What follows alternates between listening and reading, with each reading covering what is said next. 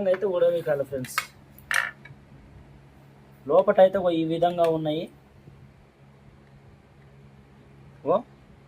ఈ విధంగా అయితే ఉన్నాయి. ఈ ఇంత ముందుకి ఇలా షోల్డరింగ్ అయితే చేశారు ఫ్రెండ్స్.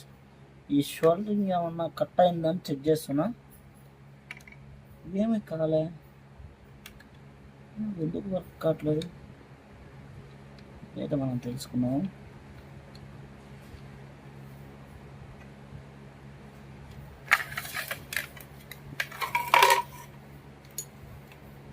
ముందుగా అయితే ఈ బోర్డుని ఒకసారి కాయలు చెక్ చేసుకుందాం.